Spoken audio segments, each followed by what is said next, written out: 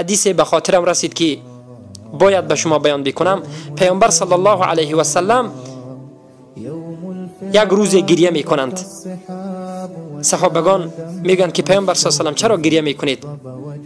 حدیث خیلی هم دراز است.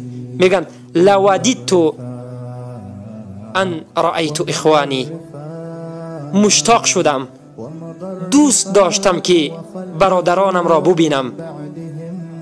پیامبر صلی الله علیه و سلم صحابگان سوال می‌کردند که الیسوا اخوانک، ای پیامبر صلی الله علیه و سلم آیا ما برادران تو نیستیم؟ پیامبر میگن که انتم اصحابی، شما صاحبان دوستان بهترین من هستید.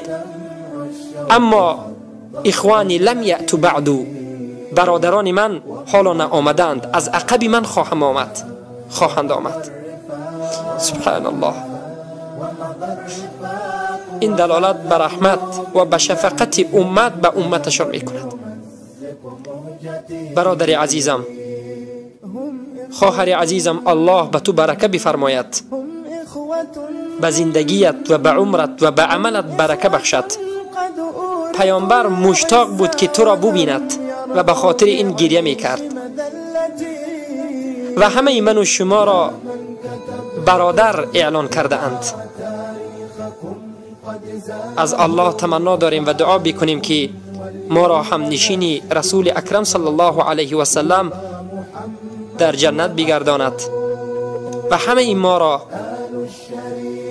ان شاء الله در جنت یک جای نشستن نصیب روزی من بگرداند.